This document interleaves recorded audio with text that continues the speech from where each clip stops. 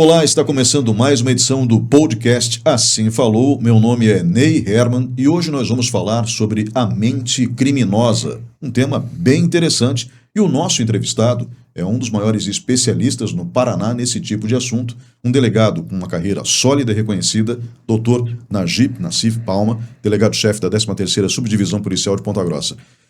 Delegado, muito obrigado pela sua presença aqui no Assim Falou. Olá, Ney, é um prazer estar aqui no teu podcast, que trata de tantos assuntos, bacanas, um papo inteligente, agradável, é um prazer estar aqui com você. Quanto mais nós falarmos sobre esses assuntos mais reflexivos, além da questão estatística, etc., mas eu acho muito bacana a gente conversar de forma mais profunda os assuntos que envolvem a segurança pública. Na verdade, existem alguns temas que são primordiais na sociedade: saúde pública, educação e segurança. Tem que ser segurança pública. Segurança privada, embora seja adotada em alguns países, ela é sempre fruto de críticas por uma série de motivos, que envolvem, obviamente, a necessidade de lucro operacional, e isso, às vezes, acaba afetando o funcionamento como um todo. Então, a segurança pública ainda é um bem da comunidade, eu considero, e uma necessidade, acima de tudo, porque sem segurança ninguém consegue viver. Como é que as pessoas vão sair de casa sem a segurança pública, não é mesmo? Eu vou mais longe até, Ney. Primeiro, uma estatística recente que comprova isso que nós estamos falando aqui, isso que você acabou de falar. Hoje, acho que uma pesquisa deve ter uns 2 meses atrás, por aí, feita em nível Brasil, que a preocupação maior hoje do cidadão brasileiro é a violência. Então, envolve a segurança pública, isso é um fator. E mais, você comentou, as bandeiras, vamos colocar assim, as pastas num poder estatal mais complexas são realmente saúde, educação e segurança. Mas, pelo menos na configuração aqui brasileira, ou na boa parte do mundo ocidental, nada educação e nada saúde, você ainda tem um caminho privado, quem pode. Não deveria ser assim, obviamente gostaríamos que não fosse. Mas você ainda tem um caminho privado. Por exemplo, você não tem uma escola particular em paralelo com a escola pública, você não tem um plano de saúde em paralelo com o atendimento público. Verdade. Agora, na segurança pública, ainda complementando o que você falou, na segurança pública realmente a carga vai toda para o poder estatal. E deve ser assim, que como você bem falou, se você privatizar esse assunto, os outros já são complexos de privatizar. As outras pastas que nós acabamos de falar, educação e saúde. Mas a segurança realmente é um ponto que pode causar muita lesividade à comunidade. Então, resumo, a segurança pública, hoje, então, prioridade até para a população, na percepção da sociedade brasileira, número 1 de prioridade, de percepção, de sensação, enfim, de quererem, de desejo, e sem ela você não tem o resto mesmo. Se você não tiver segurança pública, você muito menos vai ter saúde, educação, porque as pessoas não vão fazendo um teatrinho, as pessoas não vão nem conseguirem chegar, nem vão chegar num hospital, o hospital não vai existir, ou um colégio, enfim, Claro, fazendo de uma forma aqui um pouco mais de um teatrinho, vamos botar assim, mas para a gente poder analisar o quanto é importante a segurança pública e quanto esse tema todo mundo deveria se envolver e todo mundo deveria ter muita noção. Doutor, vamos começar falando um pouco sobre a sua carreira. O senhor tem uma carreira consolidada dentro da Polícia Civil, mas eu gostaria que o senhor dividisse um pouco dessa história com o público. O senhor poderia contar um pouquinho para a gente da sua trajetória? Bom, então eu sou delegado já desde 2002, mais ou menos, então 23 anos, E eu sempre quis ser delegado de polícia, depois da idade adulta, Eu só fiz concurso para delegado, passei em São Paulo, eu me formei no Rio de Janeiro, na Federal Unirio, que é uma das federais do Rio de Janeiro, e passei no Rio de Janeiro, São Paulo e aqui, para contar um pouquinho da história, no Paraná, e optei vir para o Paraná, primeiro porque parte da minha história da infância foi no Paraná, o meu pai foi gerente da Sadia, lá em Toledo, antiga Sadia, hoje BR Food, Ele trabalhou, tanto que meus irmãos nasceram no Paraná, então eu tinha um vínculo familiar com o Paraná. E depois o pai foi pro Rio de Janeiro. E eu nasci no Rio Grande do Sul. Então é Rio Grande do Sul, aí pouco do Paraná da infância, e depois fomos pro Rio de Janeiro. Me formei lá e eu passei no concurso, então, São Paulo, Rio de Janeiro e Paraná. Além desse questão mais, vamos botar assim, emocional que eu tinha com relação ao Paraná, Por isso que eu optei vir para cá. O salário, à época, aqui era muito mais vantajoso. À época, hoje se equilibrou um pouco, mas então optei para vir para cá. E sempre sonhei, eu sou um cara muito feliz na carreira, porque já tinha essa vontade, né? Me direcionei, quis Deus que desse tudo certo. E eu gosto muito do interior, né? Uma outra peculiaridade que eu posso dizer, eu sou o delegado-chefe que mais chefiou as subdivisões do interior do Paraná. Nós temos, antigamente eram 20, agora 22 subdivisões, tá? Que é que é a subdivisão? O que é o interior do Paraná, para vocês entenderem? Até porque tem muito a ver com o cenário que nós vivemos aqui na nossa região, né? O que é o interior? Tira a região metropolitana e tira Curitiba. Tira a capital, região metropolitana, o resto é interior, certo? Tirou aquele anel ao redor, que é a região metropolitana de Curitiba, é interior. Desse interior, eu fiz um X praticamente no Paraná. Então, eu sou o recordista, é a minha 6ª chefia de subdivisões, que hoje são 22. E eu fui 02 de mais 4 e operacional mais 1. Então, eu trabalhei em 11 das subdivisões das 22, praticamente metade, em todas as regiões. Então, temos de região, tirando o litoral, que eu não quis ir, falando de interior, que seria ali a região de Paranaguá, tirando aquilo, eu circulei. Então, eu tenho vamos botar assim, da ativa, do delegado da ativa, eu sou de longe o mais longevo em chefias no interior. E também tinha um recorde, não sei se ainda ele persiste, eu fui chefe muito cedo. Só com 5 anos de carreira eu já me tornei chefe de subdivisão. Então, por isso permitiu essa andada nesses 23 anos, né? Por isso que isso permitiu. Sempre numa peculiaridade de bem do serviço público e sempre disposto também aí, assim, para tentar ajudar de uma forma ou outra. Inclusive, uma das razões de eu ter vindo para cá, eu chefiava Cascavel antes de vir para cá. Também sempre o Estado, né, o governador, o secretário, enfim, o delegado-geral, achando que o nosso perfil pudesse ajudar numa região ou outra. Então essas são as minhas peculiaridades nesses 23 anos, que me diferencia talvez um pouco, que especifica um pouco, né, vamos colocar assim, na história de função, na história de carreira, em face dos quadros da nossa Polícia Civil. Então, muito tempo no interior e rodei muito no interior enquanto chefe, enquanto coordenador, porque o que quer dizer chefe? Porque é um coordenador, né, da área inteira. E hoje, então, eu sou coordenador, sou chefe de Ponta Grossa, que é a maior subdivisão do interior do Paraná. Se contar a área toda e o número de cidades, a gente chefia 19 cidades, ocupa aí mais ou menos, pega cerca de 1 milhão de habitantes, né? E eu coordeno 25, agora não me recordo, 25 ou 26 delegados, acho que é 25 delegados em toda essa área da 13ª subdivisão policial, cuja sede é Ponta Grossa. E, inclusive, Castro, Carambeí, etc., pertence a Ponta Grossa. A subdivisão de Ponta Grossa. Ponta Grossa. Eu quero também pegar e lhe dar os parabéns, que eu sei que o senhor conseguiu excelentes resultados aqui em Ponta Grossa, reduzindo índices de criminalidade. Por alto, qual foi a redução, comparando período com período? E, principalmente, depois a gente vai tratar da mente criminosa, que medidas tiveram que ser tomadas para alcançar esses resultados? Então, isso aí é uma questão, assim, que é até mais importante, assim, da gente falar enquanto gestor, Ney. Nós estamos com índices muito bons aqui, dos primeiros lugares, inclusive de algumas baixas, especialmente homicídios, que é, obviamente, o crime mais grave, onde se tira uma vida, né? Das penas mais altas do Código Penal. Nós aqui, afirmo, especialmente Ponta Grossa, está na faixa de 70% de baixa de homicídio. Mas, na região, nós estamos aí cerca de 55%, na subdivisão minha, se eu não me falha a memória, 55% por aí por cento de baixa, mas acima de uma média estadual, que é 30 e pouco, que está muito boa também, a média estadual, que está na base de uns 35% de diminuição. Furtos e roubos também, a gente está na base de uns 30%, se considerar amplamente.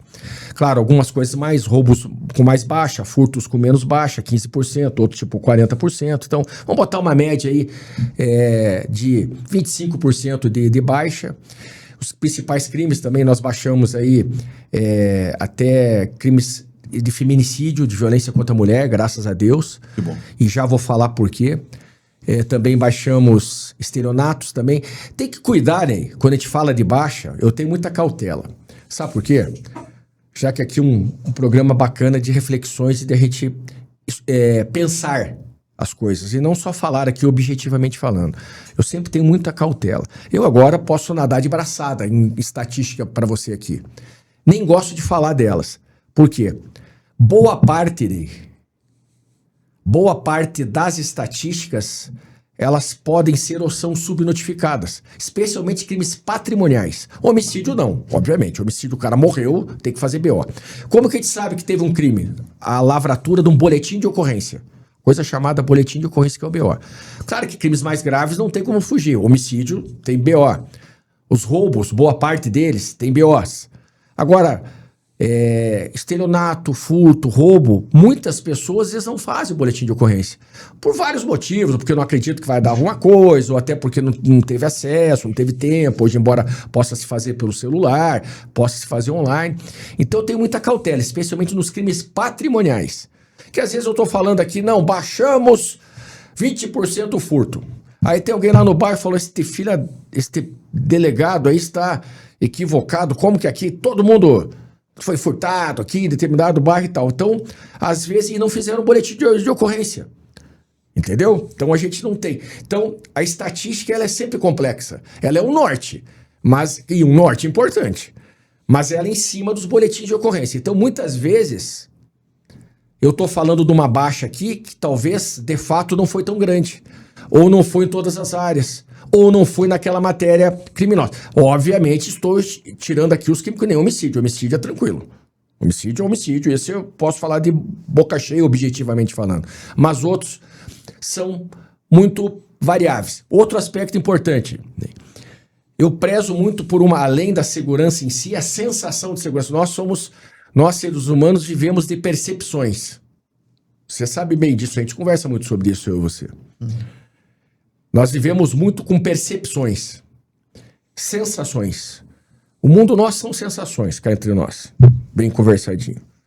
Então, não adianta, às vezes e eu falo muito isso para os meus delegados, e aplico muito isso na segurança pública, não adianta você, às vezes, de fato, baixar objetivamente um determinado crime, que às vezes é até plausível, como o homicídio, mas as pessoas não saberem que isso está acontecendo, então a sensação da segurança das pessoas da insegurança fica alta.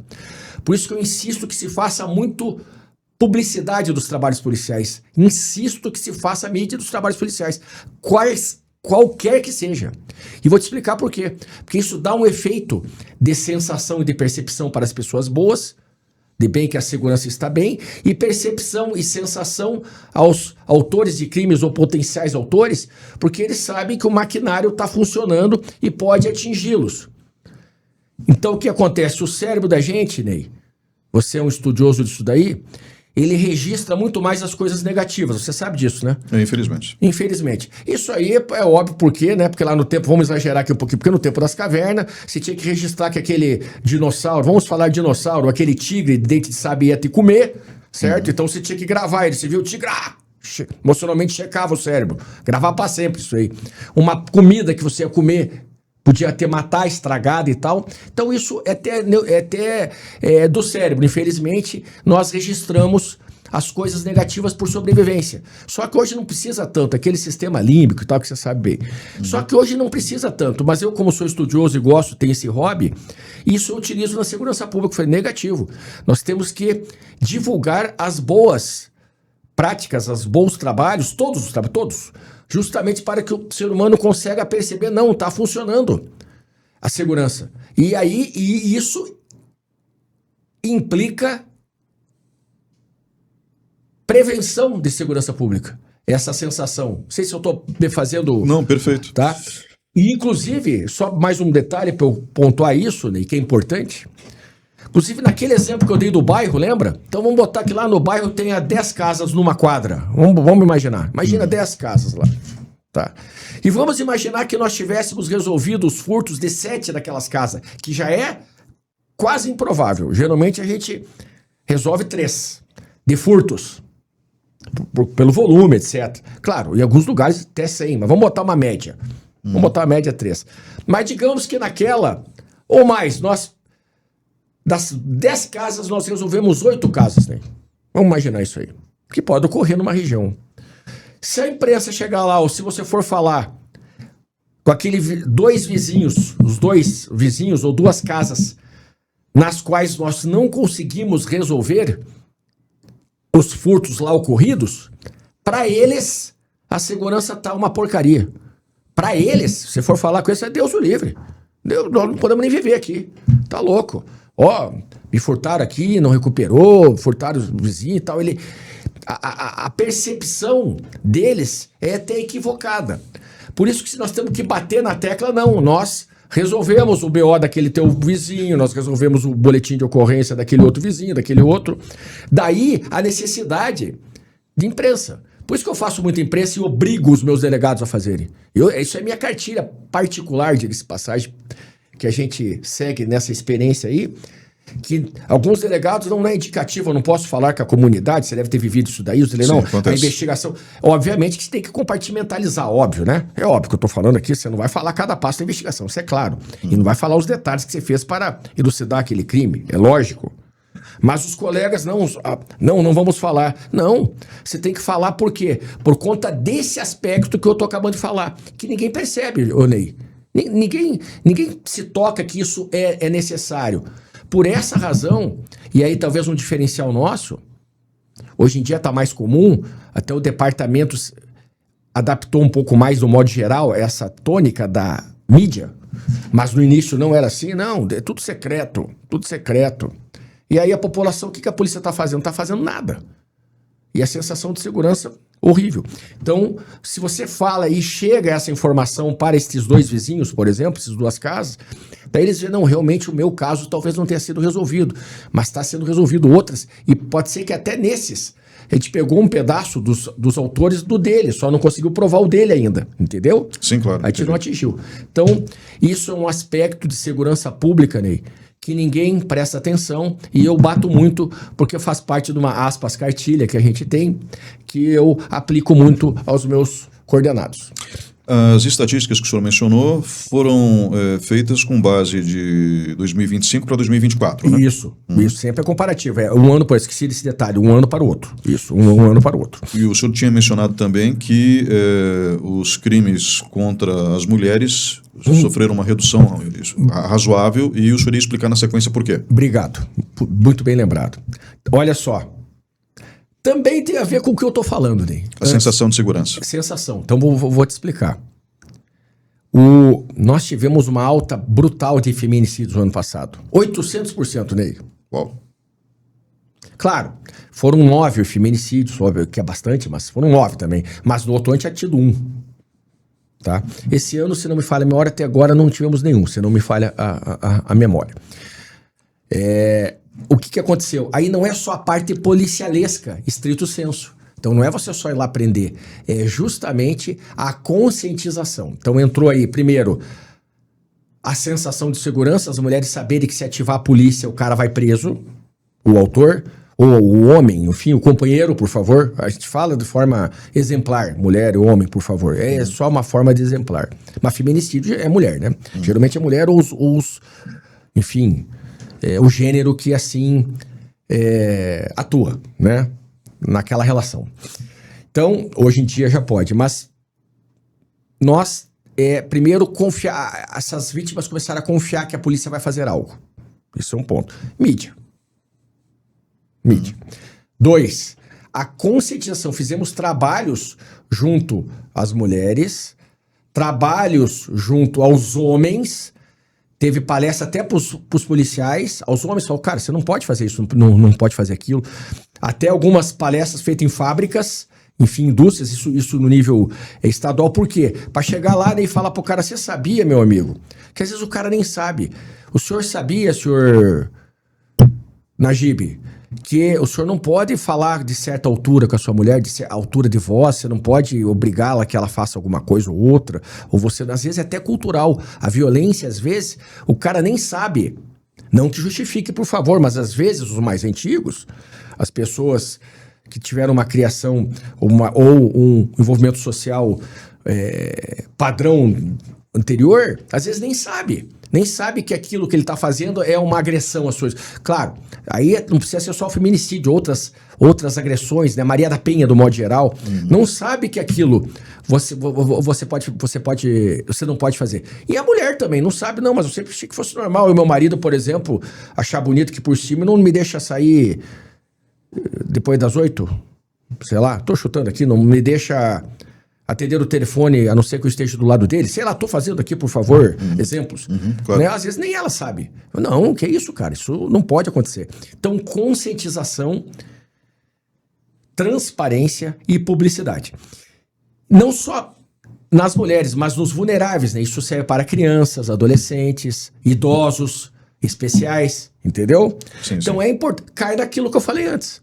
Cai em você falar para a comunidade o que ela pode e o que ela não pode. Quais expectativas que ela pode ter e qual ela não pode, porque também as expectativas não são calibradas.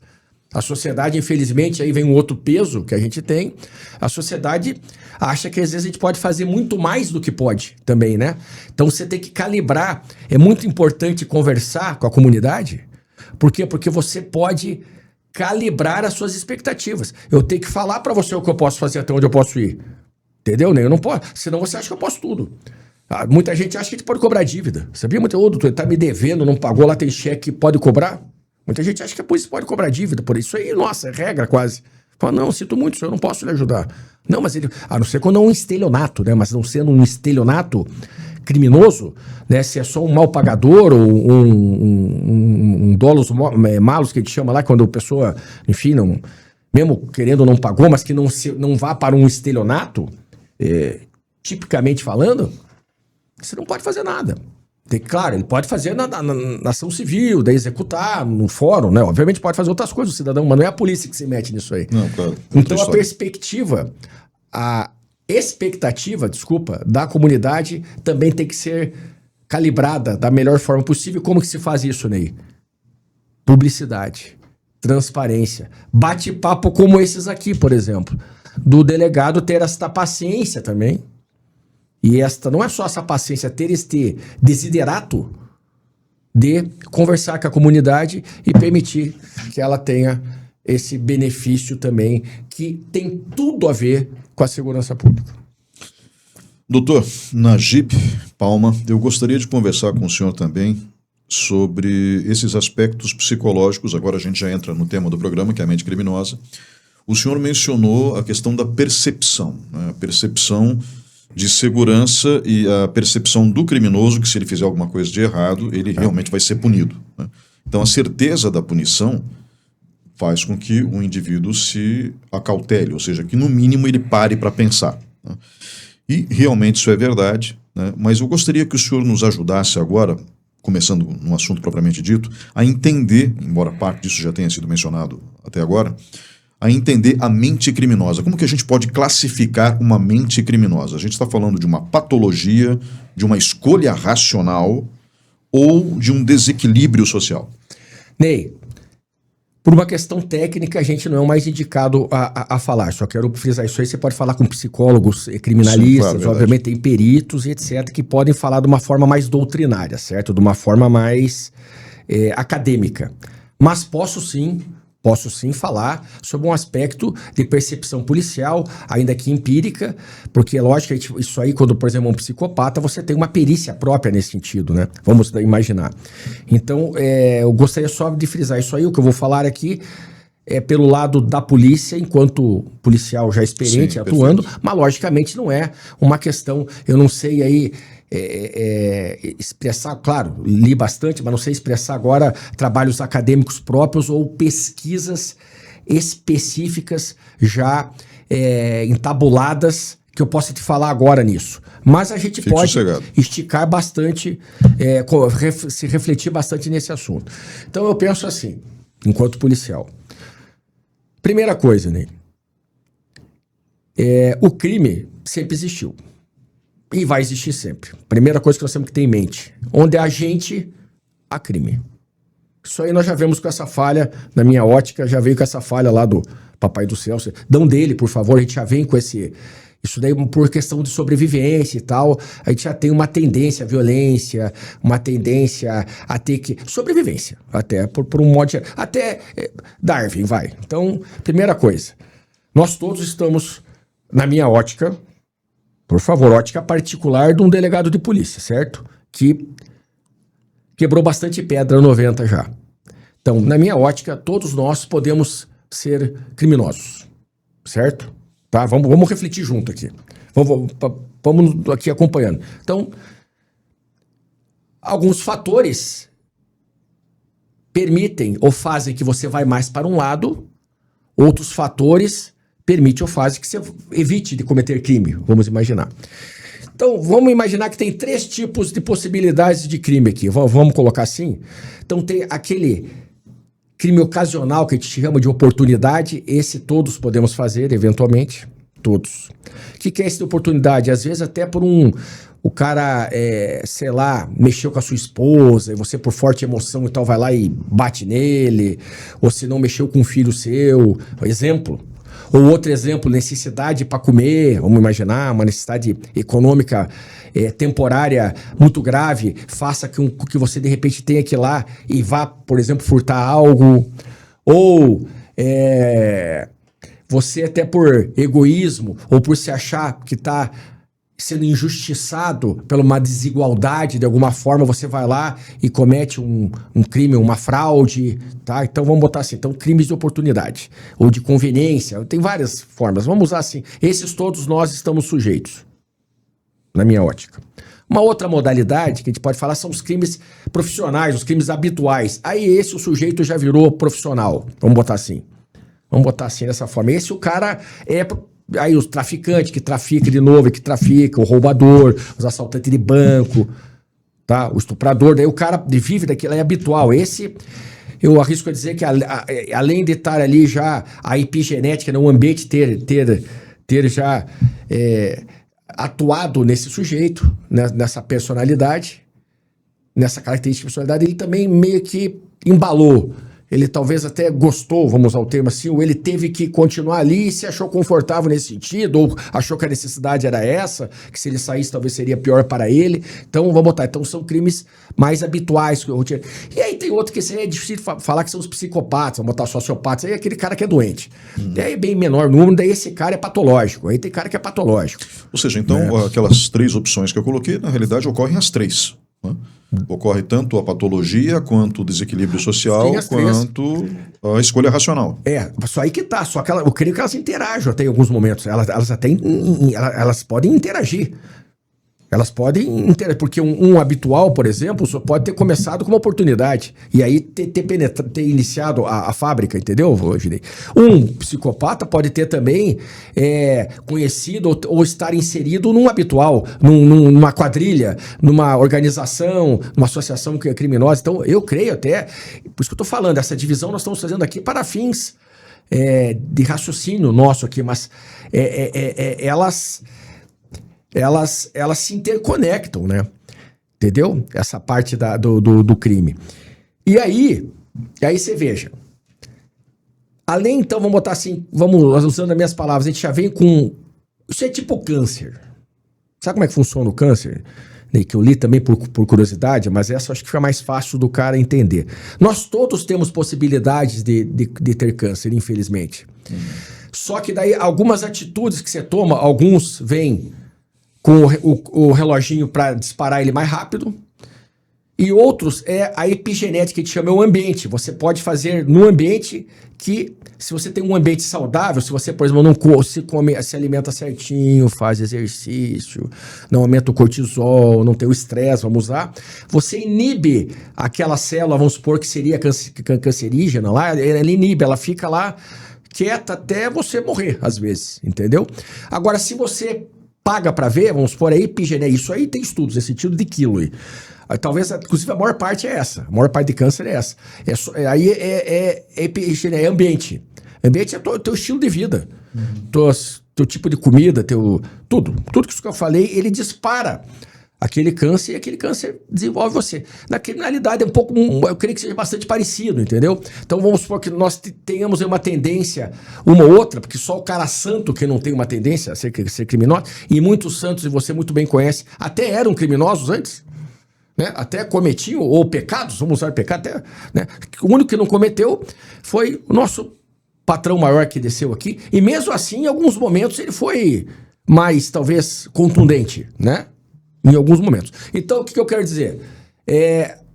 O resto é o ambiente. Então, é uma conjuntura. Então, você tem que... O ambiente influencia demais, né?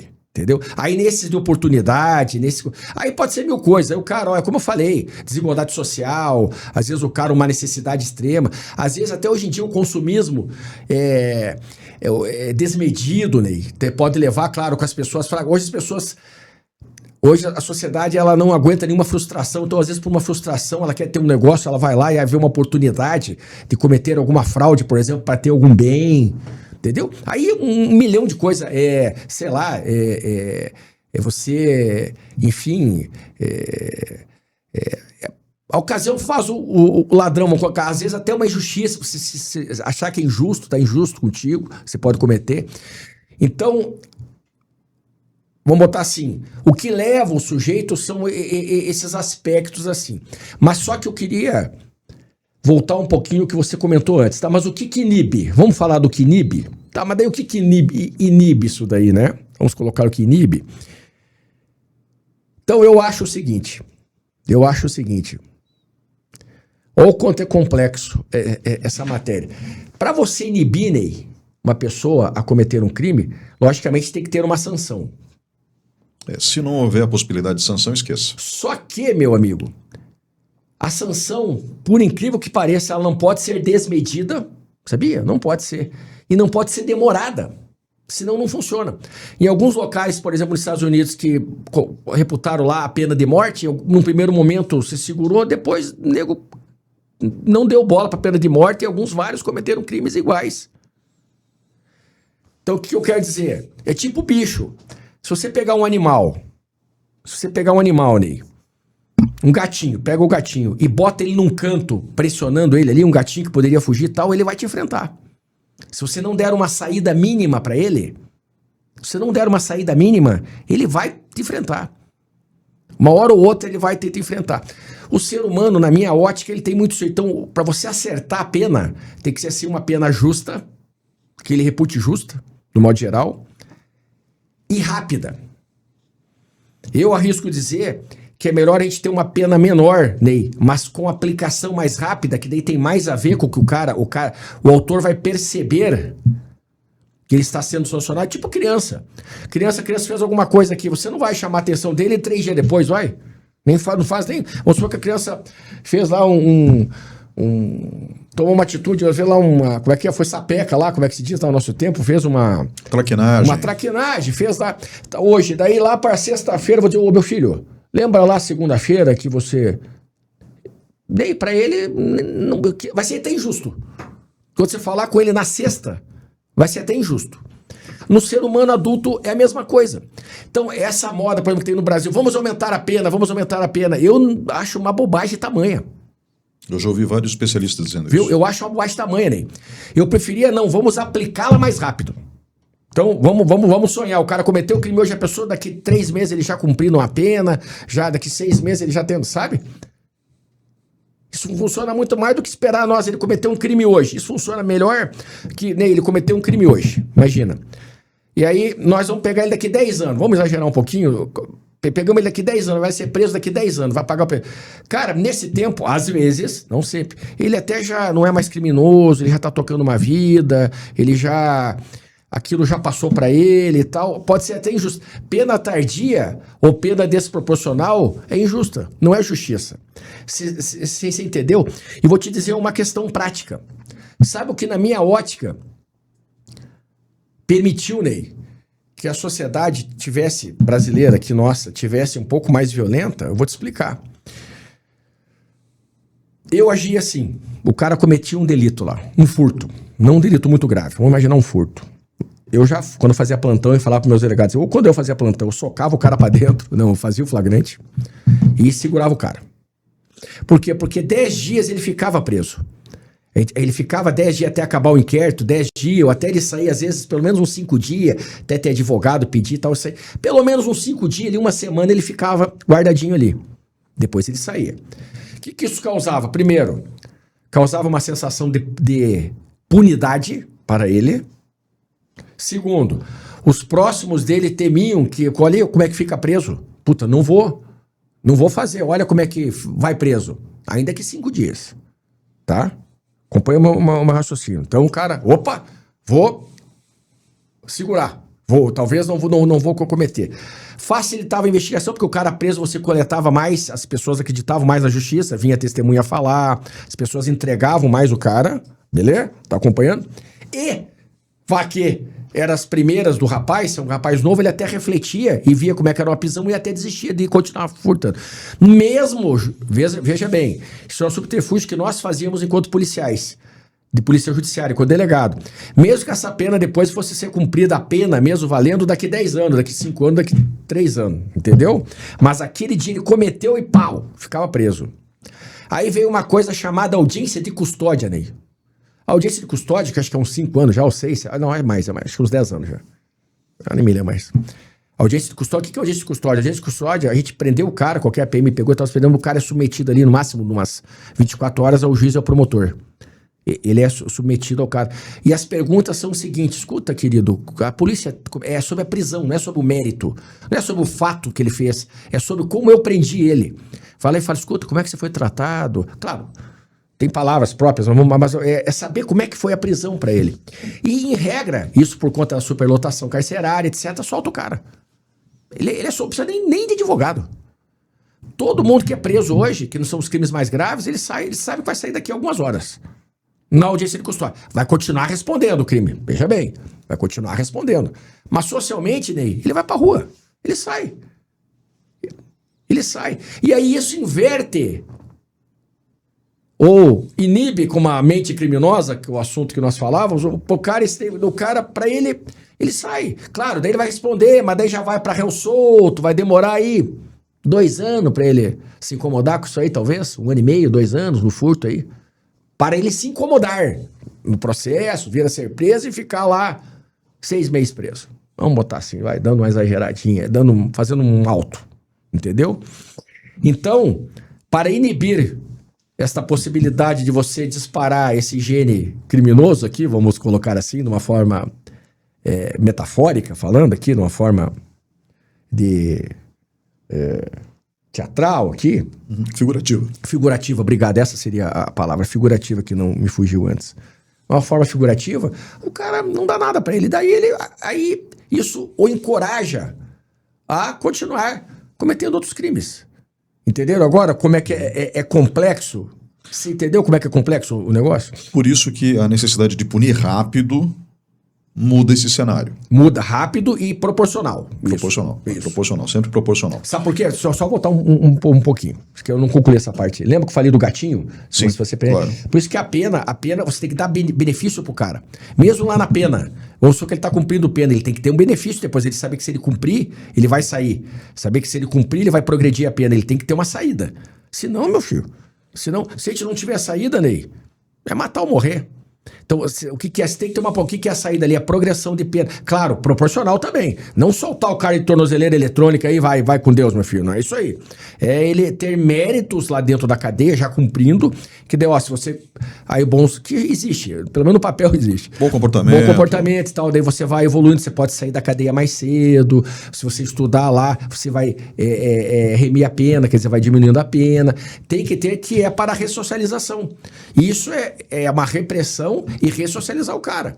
Aí lá, né, se esse sistema funcionasse bem, lá você ia separar, por exemplo, os oportunistas e temporários dos habituais, certo? Ou até os habituais, e por um tempo ele tem que também ter a chance de sair, né? Aqueles profissionais do crime, mas também tem que sair uma hora, que demore bastante, mas tem que sair. E daqueles que não tem jeito, daí os psicopatas mesmo lá, tecnicamente falando, que tem cara que não tem jeito. Tem cara que tem que ficar preso pra sempre. Tem cara que tem que ficar lá, entenderam? Aí ali é onde ocorreria uma peneira, vamos colocar assim, nesses 3 aspectos que nós usamos aqui para fins didáticos. Entendeu agora? Sim, Conseguiu claro. acompanhar? Agora, doutor, o senhor mencionou a questão da influência do ambiente. O senhor falou que o ambiente influencia. Eu influencia. Então, é claro que existe, pelo que eu posso perceber, um padrão, por exemplo, na infância, né? Um contexto familiar comum, às vezes na vizinhança, né?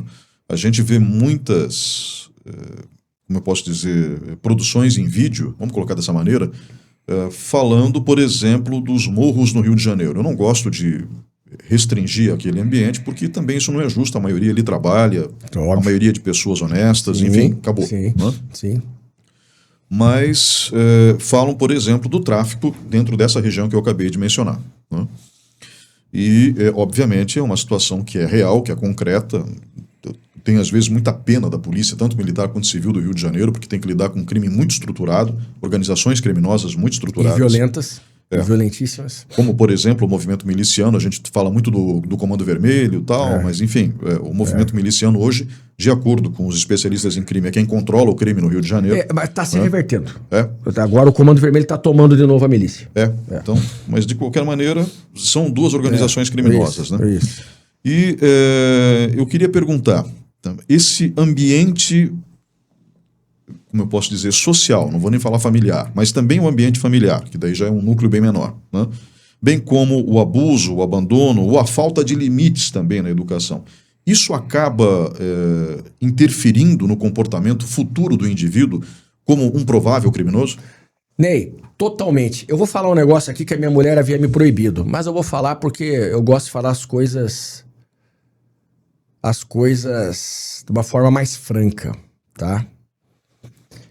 Ney, Najib, se tivesse nascido no Morro do Rio, lá numa favela conflagrada, sem perspectiva nenhuma, sem saber o que era outra vida,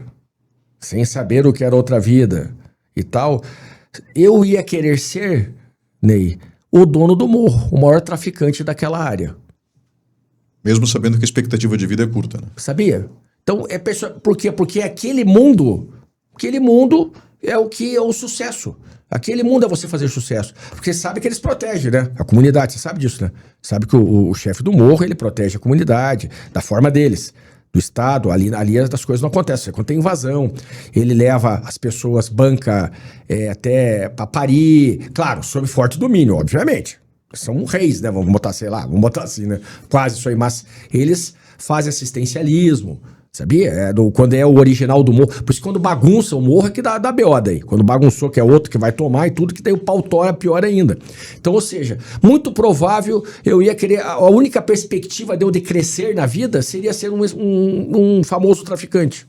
Minha mulher me proíbe de falar isso aí. Ela acha que é errado, mas eu tô sendo justo. E boa parte de quem gosta de crescer da vida, pode ser que não fale isso, não tenha coragem, ou não queira se expor nesse sentido, mas eu acho que também. Mas por que eu tô falando isso daí? Insisto, porque eu não teria noção de outra vida, obviamente, claro, né? Então vamos botar parâmetros. Mas por que eu tô falando isso aí? Porque o ambiente influencia totalmente. E não é só a pobreza, a questão só financeira. Porque a pobreza, claro que ela afeta, mas ela afeta até um limite. O que afeta a violência é justamente o abandono. É que, coincidentemente, onde há aquela pobreza, aquele bairro pobre, o Estado não vai lá, não dá outras perspectivas, não tem educação, não tem saúde, não tem trabalho, é deslocado, daí começa a criar fica a lei da selva, vamos imaginar. Volta a ser selva, digamos assim. Volta a ser a lei do mais forte, a lei do que tem mais arma, a lei do que pode comprar as coisas melhor. Então, não é só a pobreza, não é a questão a pobreza tem um limite, claro, ali, mas não é o cara ser pobre tem que ser bandido, muito pelo contrário até. Mas é o abandono. É o abandono. Entendeu? Então aí o abandono social. O abandono tanto do Estado quanto da família. Tudo. Não, aí afeta tudo. Não, interno e externo. Porque daí as famílias são desestruturadas, o Estado ali não cuida, não dá a orientação, vamos colocar assim, não educa, não doutrina no bom sentido, por favor, doutrinar, às vezes até a própria... Aí as religiões às vezes funcionam bem, as igrejas tentam ali ajudar, muito bacana nesse sentido, entendeu? Tenta ali, e vai à igreja, vai ter algumas ONGs que vão ali e tentam ajudar. Mas esse descaso, Ney, é o que... Vou dar um exemplo aqui, cara. Olha como é que são as coisas. Você se lembra como é que funciona aquela lei que foi construída na década de 80 lá em Nova York, das janelas quebradas, lembra? Que daí tinha a tolerância zero. Você se lembra como é que foi feita aquela análise? Não. Foi mais ou menos assim. Mais ou menos assim, vai.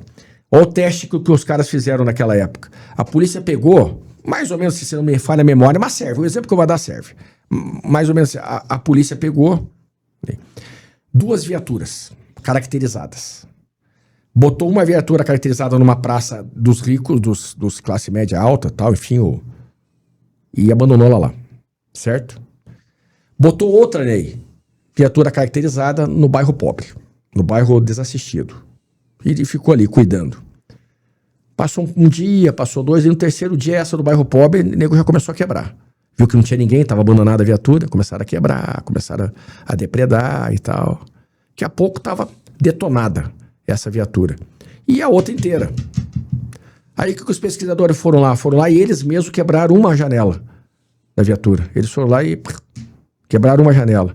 Pasme, adivinha o que aconteceu? Essa também foi degradada também, depois que teve essa primeira janela quebrada ali, que aí as pessoas viram que alguém começou, que estava quebrado, também naquele bairro também houve vandalização.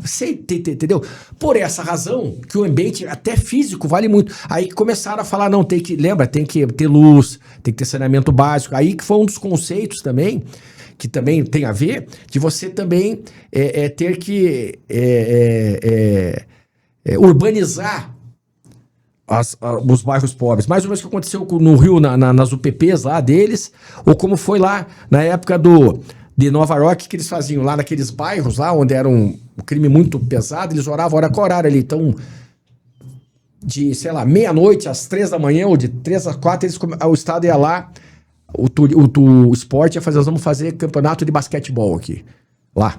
Faziam um campeonato, iluminaram a praça, entendeu? Aí começou a trazer, os jovens começaram a não ir pro crime, começou a se envolver ali, as pessoas, pintar a casa, daí, porra, animava também, não, ele tá pintada a casa, vou lá pintar também a minha. Vou manter a minha janela inteira, entendeu agora? O raciocínio? Nós somos tipo manada. Tem uns neurônios chamados neurônios espelhos. A gente é tipo, nós somos manada, nós somos bicho, cara. O efeito manada é muito comum, principalmente em manifestações públicas. Em tudo, viu? Em tudo. E a gente tem que cuidar aí, porque nós todos estamos afetos a isso aí. Sabia? Nós todos. Estamos afetos a esse efeito, aspas, manada, que é até mais global. Entendeu? Você não quer ser excluído. O que acontece? Você entra na moda. É a moda. Por que você não quer ser excluído? Lembra? Vamos voltar pro tempo das cavernas? Se você estava sozinho lá, qual era a tua chance de lutar com o leão, do tigre de dente de sabre? Do dinossauro não te comer? Então, você tinha que participar da coletividade, certo? Não era isso? Sim, claro. Isso que nós temos até hoje. E isso serve para a segurança pública. Por isso que você tem que, insisto, imprensa, mídia, mostrar a polícia, ir nos colégios, mostrar o que é o bem, mostrar o que acontece. Nós temos que... Essa caixinha é um perigo.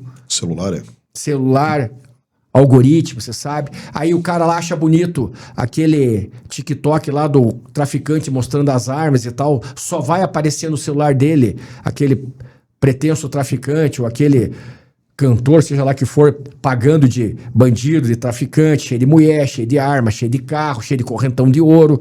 Aí vem mais. Aí hoje todo mundo tem celular, vai lá e olha lá e vai... incorporando aquilo em sua mente, em sua personalidade, dispara a mente criminosa, Ney. Entendeu? Eu quero também continuar nessa linha de raciocínio falando um pouquinho sobre a questão do crime cometido por impulso e aqueles planejados com frieza, né? Existe uma diferença perceptível, né, entre esses dois?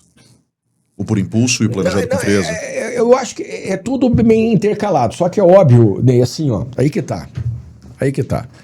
O de oportunidade, vamos botar assim, o de oportunidade, o por impulso, que pode ser esse de oportunidade que eu falei antes, pode ser você não ter cuidado, realmente a tua janela tá aberta e tal, o cara tá querendo cometer um furto, vai lá e olha a janela, entra mais fácil na sua casa, vamos pegar o exemplo clássico, vai lá e furta alguma coisa, tá? Okay.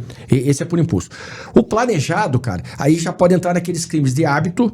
Lembra que eu falei, o cara é profissional do ramo. Não, nós vamos assaltar um banco. O que nós vamos fazer para assaltar o banco? Vamos planejar. Vamos fazer isso, aquelas tomadas de cidade, Museu do Louvre. Entendeu? Então aí se planeja. E vamos botar lá que é casos até, tem os filmes clássicos, tem os casos menores, tudo bem, daí do psicopata, que quer lá cometer o crime lá daquela mulher que ele gostou lá, sei lá o que é, aí ele cria toda a situação e tal. Então eu acho que tudo meio interconectado, sabe, Ney? Tudo tem momentos, entendeu? A gente pode dizer que a mente criminosa é previsível? Não. Então, Não. não dá para saber isso. Não. Não, sabe, porque você pode sair daqui e cometer um crime, Ney. Sabia você? Eu. Então, claro, quando o cara já tem um antecedente, veja bem. Então, vamos lá. Se o cara já tem um antecedente, nós policiais, o que a gente faz? Aí eu sei que é duro, mas é assim, ó. Você vai, por exemplo, por que a polícia vai lá nos bairros mais pobres? Por que, Ney, que vai lá? Porque é lá onde acontece a maior faixa de crimes.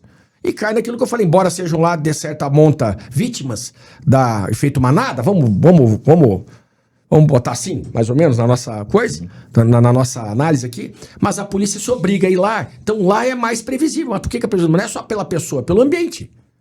O ambiente. Entenderam agora?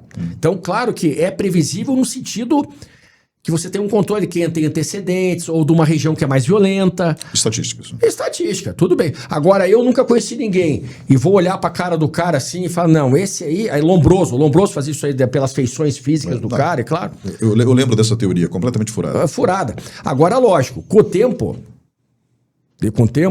eu gosto muito dessas questões das expressões corporais. Inclusive, fiz um curso seu, muito bom, por sinal. Muito obrigado. Tá?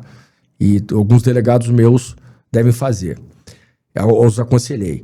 É óbvio que, com o tempo, com a experiência, em alguns momentos você pode perceber. Mas veja bem, isso aí é muito sutil e muito ocasional, tá? Daí perceber, pô, não gostei de alguma coisa desse cara, ou algum comentário, ou ele tá escondendo alguma coisa. Mas às vezes nem é crime. Às vezes o cara tá com um momento também ali, com vergonha, às vezes é com um momento... Então você tem que ter muito claro. Claro que a gente com a experiência de ficar escutando os caras, você acaba tendo um pouquinho mais de expertise. Mas viu? Mas não é nada assim também, tipo, Sherlock Holmes olhou, não, o cara tá suando aqui, o cara tá com a boca seca e tal, ele cometeu crime. Às vezes o cara tá até nervoso, tá na minha frente. E eu tenho perguntado, ô Ney, você já pegou umas moedinhas da igreja? Então você pergunta pro cara, ô José, você já traiu tua esposa? Sei lá. Então o cara, entendeu? Então isso daí são vários aspectos. Então falar que é previsível, eu vou te falar, é muita pretensão as pessoas acharem que o crime pode ser, do modo geral, a mente criminosa pode ser tão perceptível ou previsível assim. Tudo isso aí da minha ótica, claro, Ney Herman, né? A gente tem mais uns 15 minutos de programa, doutor. Eu queria conversar com o senhor também sobre um detalhe que é muito curioso. A gente vê muito nas séries de TV, né? Principalmente aquelas norte-americanas que tem aqueles núcleos de pesquisa comportamental dentro do FBI. Eu acho aquilo fabuloso e eu sei que muito daquilo é realmente funcional, né? Principalmente quando eles querem capturar um criminoso contumaz ou um psicopata, enfim. Mas os perfis psicológicos realmente eles ajudam a polícia? Então, na investigação cotidiana? É tudo um contexto. Sim, se você pegou o jeito do cara, sim. Entendeu agora? Entendi. Porque, assim, ó. Então vamos lá. O Najib tem uma forma de proceder o crime dele. A gente já sabe, ele tem essa personalidade e tal. Então ele gosta lá de... Ele é barulhento, então ele gosta de cortar a cabeça do cara, no crime. Vamos tô aqui chutando. Gosta, sei lá, de furar os olhos do cara. Aí você, nesse sentido, dentro de um contexto que você consiga ler a pessoa, entendeu? Isso aí em tudo, não precisa ser só a personalidade, até as quadrilhas. Você sabe o jeito. Aí isso aí sim. Você sabe o jeito que a quadrilha atua, em regra. Sabe quais armas que ela gosta, como é que ela mais ou menos atua, como é que o cara... Entendeu? Não, isso aí sim. Isso aí tem. Isso aí é óbvio que tem. Mas, veja bem, é muito em cima de um contexto mais controlável. É muito em cima de um contexto mais concreto, Ney, do que algo abstrato, do que algo assim, teórico, entendeu? Claro. Sabe, tipo... Ah, não, o cara lá tem aquilo que eu falei, lombroso, o cara tem nariz assim, tem olho bacana, então a tendência dele é esse aí, é estuprador. Acho que esse aí é estuprador. Entenderam? A teoria dele era completamente furada. Entendeu? Né, dos aspectos genéticos. Né? Lógico que existem aspectos genéticos, segundo alguns estudiosos, em relação à psicopatia, mas daí é uma outra história. É outra história. Aí é ramo muito próprio, né? Exatamente. A gente pode até tratar disso na sequência, mas assim, existe algum traço psicológico recorrente nesses criminosos, como, por exemplo, frieza, capacidade de manipulação, vaidade? Cada caso é caso. Por exemplo, você pega os estelionatários. Os estelionatários eu acho muito interessante, Ney, porque eles são inteligentíssimos. São caras que, se fossem vendedores, da minha ótica, ou se fossem comerciantes, ganhariam muito mais dinheiro. Os caras são muito hábeis. O estelionatário, aquele que dá golpe e convence, tem persuasão, são pessoas inteligentíssimas, por exemplo. Entendeu? Você pega aí já o cara... Você pega um cara, às vezes, o roubo já é mais violento. O roubo é na pressão. É na grave ameaça ou violência, vai lá, ponta a arma e tal. Homicídio, não precisa nem falar, né? Homicídio, não precisa nem falar, uma coisa mais violenta. Claro, você vai um estuprador, o estuprador tem uma tendência à questão sexual, né? Claro que tem, entenderam? Então, tem perfis sim, tem. Mas, insisto, você tem que ter um padrão da pessoa. Você tem que... Claro, e às vezes a história da pessoa ajuda. Às vezes você vai ver a história lá, o cara é estuprador, mas ele era vítima de estupro quando era jovem. Aí tem. Mas é em cima da história da pessoa. Entendeu? A gente tem que ter muito um padrão. Linguagem corporal é assim, você sabe. Linguagem corporal você tem que fazer as medições antes. Senão você erra tudo. Sim, tem que fazer uma leitura de contexto. De contexto, entendeu? Então, o crime, mesma coisa nessa parte, leitura de contexto. Esse conhecimento da mente criminosa, ele é ensinado dos policiais mais velhos para os policiais mais novos? Vocês têm alguma forma de preparar os policiais mais novos para que eles consigam adquirir essa expertise que o senhor adquiriu nos seus anos de vivência? Não, isso fazem intuitivamente, mas também casos e casos. Aí é parceria, mas não é uma coisa orgânica. Não é algo que se a escola fale, até porque não teria nem como. Isso aí é mais, eu acredito, mais assim, tem no dia a dia. No dia a dia do antigo com o novo, desde que eles se dão bem, desde que esteja um relacionamento profissional abertos, aí sim, não. Aí isso é passado sim, mas de uma forma mais empírica, né? De uma forma mais do dia a dia, aí tem. Inclusive os policiais antigos são muito bons. Hoje, Ney, virou tudo no celular. Hoje você entra lá, você quer o celular do cara, quer o celular do cara, quer o celular. Então hoje ficou uma coisa mais tecnológica ali, por quê? Porque muito no celular você vê o que ele pesquisou, você aprende muito sobre a pessoa dentro do celular dela, entendeu? Então, Sim, claro. Hoje é até mais fácil. Hoje é até mais fácil. Porque hoje você não precisa ter viu? Não precisa ter muito tirocínio policial, desde que você pega o celular dele e mexa no celular dele. Agora, os mais antigos, nós, que começamos antes disso aqui, aí sim era mais, e quanto mais pra trás, aí sim, era tete a tete, né? Aí é olho a olho, é você perceber a pessoa, o ambiente dela e tal, né? Então era mais amplo, vamos supor assim, era mais sensitivo, né? Essa intuição do policial se desenvolvia mais, acredito eu, né? Hoje, lógico, ainda tem esse tirocínio policial, mas muito em cima da tecnologia, muito em cima do virtual, entendeu? As pessoas, a maioria delas, graças a Deus, não pratica crimes. Então, elas têm os seus hábitos dentro das suas profissões de origem, né? Seus hábitos dentro das suas rodas de amigos ou dentro da própria família. Um criminoso também tem hábitos. Esse hábito, esse comportamento é estudado pela polícia, facilitando as investigações, eu imagino. Sim. Então, vocês vão sempre atrás dessas trilhas que os criminosos deixam. Isso. Quanto mais... Quando são crimes não tanto de ocasião, às vezes, né? Daí mais ainda, né? Por exemplo, não, crime de ocasião até sim, mas depende do crime. Quando é um crime, por exemplo, de homicídio, aí você percorre muito isso daí, né? Que não é aquele crime só que o cara olhou a possibilidade, ele tá o vidro aberto do carro e tá lá o celular, vou lá e pegou. Aí, eu digo com os crimes mais, né? Quando é uma quadrilha, quando é um crime de hábito, sim, a gente tem a forma, a rotina da pessoa, como ela age, pra gente tentar... Que são os caminhos percorridos na investigação, né? Você começa do campo vai expandindo as relações dele com as pessoas, os amigos, com as famílias, entendeu? Aí você percorre todo realmente esse caminho aí que ajuda na elucidação de eventual crime. Nós podemos dizer que o universo criminoso, eu acho que eu já sei a resposta, mas eu tenho que perguntar, né? Pode ser completamente compreendido ou pela imprevisibilidade da natureza humana isso seria impossível? Desculpa, só refaz a primeira parte.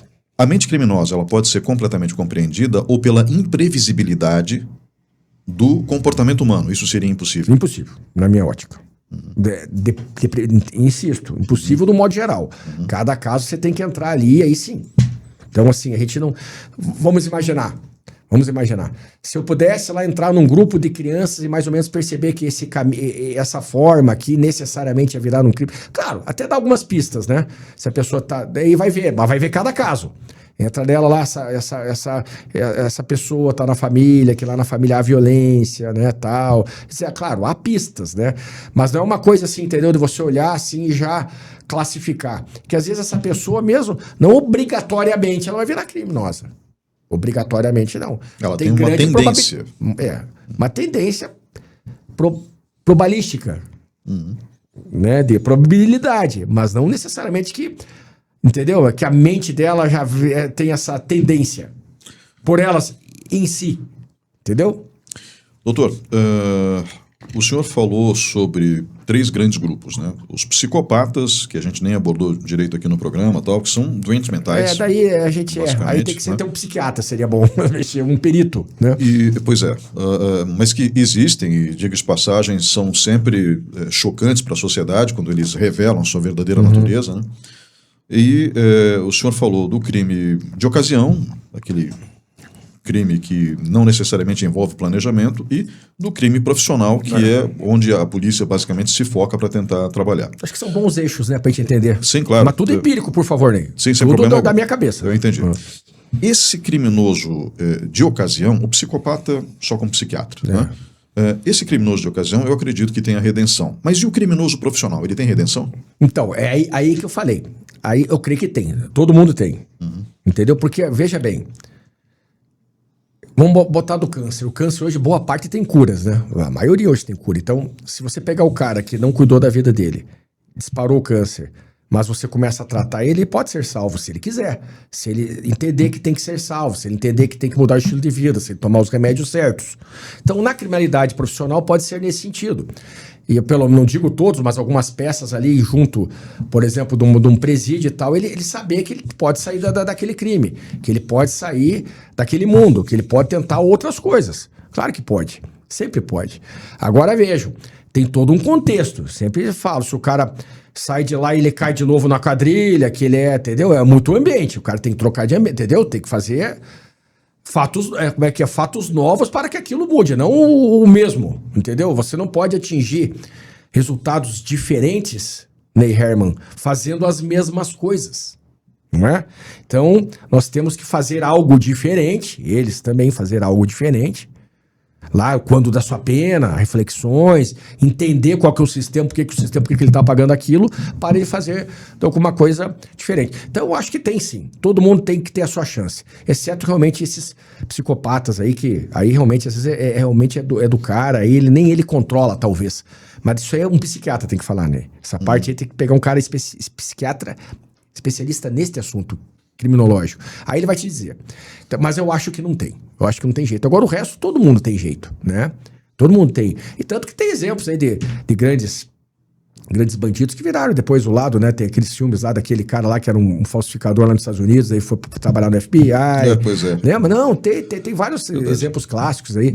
Tem até um dos caras que foi, Ney, no século XIX, acho que entre 1800 e 1850, um cara chamado, acho que é Vidocq, o sobrenome dele, Eugène Paul Vidocq, um francês. Acho que é Vidocq, Vidocq. Depois pesquisa, quem quiser ali. Esse cara é um dos pais da criminalística moderna. Ele é um dos que criou lá na França essa sistemática moderna. Ele foi um falsário, foi um roubador, foi um homicida, foi preso umas 6 vezes, até que chegou uma hora, o diretor ele falou, não aguento mais, ele era de família boa, ele furtava até o pai dele era padeiro, até o pai, ele dava golpe até no pai dele, só pra você ter ideia, esse aí começou a vida assim. Depois chegou uma hora, lá no presídio, o diretor, ele falou, daí o pai dele morreu, ele queria cuidar da mãe e tal. Ele mesmo, acho que fez uma reflexão, já estava lá com seus 20 e poucos anos. Falou, acho que vou parar com essa vida aí, mas preciso como fazer. Ele foi lá e se comprometeu com o diretor, ele estava preso. Falou, vou ajudar o senhor, o que o senhor quer que prenda aí? Tinha lá um personagem que inclusive estava preso, mas eles sabiam que ia ficar pouco tempo preso. Ia sair, tinha uma rede de furto, e na época era furto e roubo e tal. Ele falou, não, deixa que eu vou te ajudar. Se eu ajudar, o senhor me ajuda, você ajuda. Tipo filme mesmo. Ele foi lá, se infiltrou, ganhou a confiança desse cara. Esse cara saiu depois e ele conseguiu indicar, né, ser informante e acabar com essa quadrilha. Aí gostaram dele e daí soltaram ele. Daí ele começou a fazer isso também na rua. Aí ele virou policial. Inclusive ele fez a primeira equipe de detetives particulares do mundo, pelo menos formado foi na França por esse cara. Ele foi um tempo policial, ele dava muito resultado. Aí os colegas até tinham um ciúme dele, boicotavam ele porque ele era um ex-ladrão, um ex-bandido, um ex-criminoso, muito esperto. E o que ele criou? Como ele tinha essa experiência, então olha as coisas que ele criou. Esse negócio, por exemplo, de perfis. Ele aprendeu a identificar os caras, identificar por completo. Você tem uma relação de identificado. O Ney é isso, ele tem essa identificação, ele age mais ou menos assim, porque ele já conhecia. Então a identificação, ele fez. Outra que ele fez, ele usou uma vez um molde de gesso para pegar a pegada de um cara que furtava. Então ele usou um molde. Então, saber que tem essa, claro, embrionário, né? Que deixa marcas que você pode identificar. O sapato. Teve um caso de um confronto. Isso já é policial, né? Ele já é policial. Teve um duelo entre dois, acho que condes lá. Não, do duelo não. Perdão, a esposa. A esposa foi morta, a esposa de um conde lá, e achavam que era o conde. Que o conde tinha atirado nela. Daí ele conseguiu, que na época, inclusive era até. Não aceitava isso, ele convenceu a tirarem dela o projétil. A bala, vamos usar o termo assim, a bala. Olha só o que ele fez, ele tirou na bala e ele viu que na arma do conde não cabia bala, não entrava. Ou seja, ele iniciou a balística. Iniciou balística e no da amante dela cabia certinho. Então então balística, identificação de perfis, tudo embrionário, claro. Essa da planta de impressões que deixa, que você pode fazer, tudo foi esse cara que foi o precursor da criminalística moderna. E tinha sido um criminoso. Criminoso, se não me engano, 6 ou 7 vezes preso. Ele começou furtando o pai, só pra ter ideia. E ele era esse, acho que tinha uma tendência mesmo e depois que ele saiu da polícia, ele criou um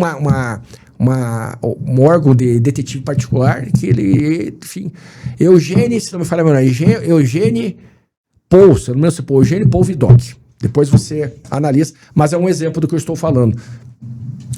Doutor, a gente está chegando ao fim do programa, né? E as pessoas, elas nem sempre conseguem entender aquilo que o senhor falou lá atrás, que a mente criminosa é imprevisível e as pessoas podem ter um comportamento errático de uma hora para outra. Isso. Né? Eu acredito muito na educação. Eu acho que é uma ferramenta de evolução social. A gente tem uma dificuldade muito grande no conhecimento transgeracional, ou seja, fazer com que a geração seguinte aprenda com os erros da geração anterior. Né? Nem sempre isso acontece. A gente vê agora, depois de 80 anos do fim da Segunda Guerra Mundial, o nazifascismo ressurgindo no mundo. Né? De acordo com a CONIB, a Confederação Israelita do Brasil, né, só em Blumenau tem 330 células neonazistas. Se isso é verdade ou não, a comunidade de Blumenau deve investigar, enfim. Né? Mas foi o que a CONIB conseguiu levantar. Não sei exatamente quais foram os critérios utilizados, então a gente tem que analisar essa informação com muita cautela. Mas tem uma fumaça. Exato. E é interessante, né? A gente tem que parar para pensar sobre isso, em relação, por exemplo, ao que aconteceu com aquele pobre indígena lá em Brasília, o Galdino, né? Que morreu porque atearam fogo nele. E os jovens que fizeram isso, na época eram todos... Classe média alta. Né, exatamente. menores de idade, né, os jovens que fizeram isso eram todos de classe média alta, né?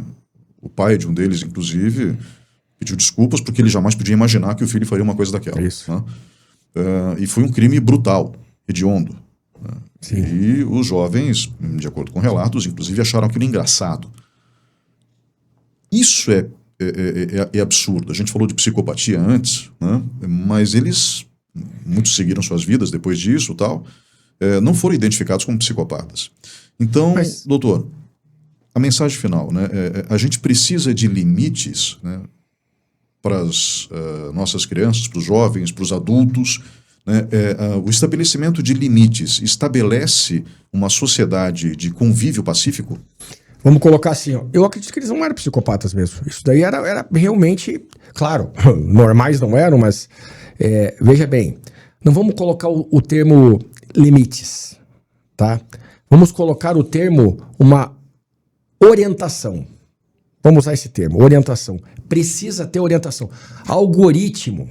É o algoritmo. Algoritmo pode dizer, o algoritmo, não sei lá, lembra o algoritmo que é? Nós temos que fazer um bom algoritmo para essa geração. Que, claro, nas escolas. O algoritmo pode dizer, então, tem que bater, vamos botar assim, reiterar na cabeça deles ideias boas, ideias sérias, ideias construtivas, ideias de sociedade, ideias de humanidade. Bater, tem que ser massivamente reiterado no cérebro deles, porque hoje as pessoas vê massivamente reiterado as coisas ruins, ou as coisas não tão boas, para falar o mínimo. Então acho que tem que ter limites, sim, limites, mas vamos usar assim orientações contundentes, vamos usar assim, tem que ter, que leva a limites, obviamente, leva a limites, mas a palavra é sim uma orientação, porque às vezes você bota limite e eles não aceitam e não recebem. Por que eu tô falando isso pra você, Ney?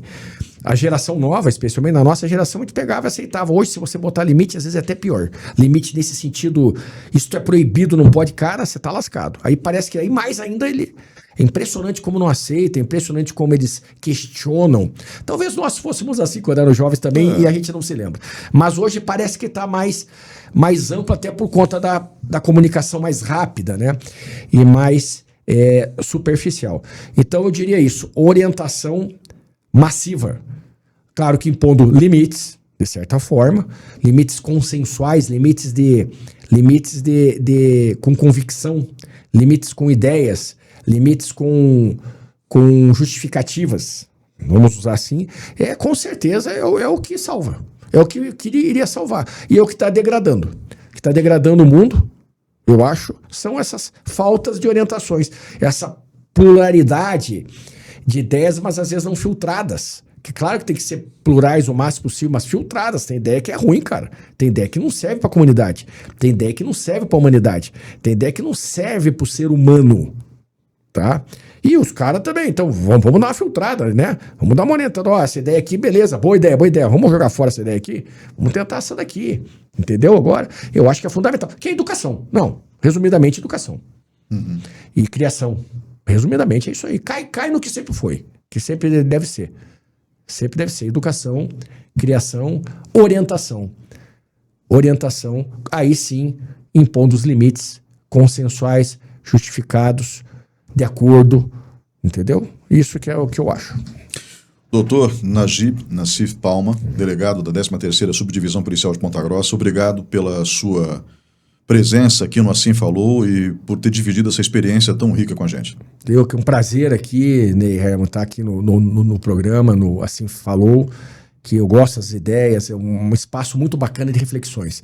Eu até prefiro, Ney, fechando, falar neste nível do que realmente vir aqui falar estatística, sabe? Ou falar um caso específico do aconteceu tal crime, qual que é aquele crime, até porque eu tenho os delegados que atuam diretamente, a gente nem atua direto assim lá naquele X homicídio, né? Então eu já estou na fase da vida que é de reflexões, na fase da vida que é de pensar alguma coisa maior para a nossa segurança pública, né? De pensar como melhorar a nossa segurança pública. Então, e esse espaço que você tem aqui é o ideal, talvez, eu reputo assim, muito fértil para nós tratarmos desses assuntos tão interessantes. Então, muito obrigado pela oportunidade, é um prazer estar aqui com você. Novamente eu agradeço. Vamos encerrando o Assim Falou esse episódio por aqui e voltamos no próximo episódio.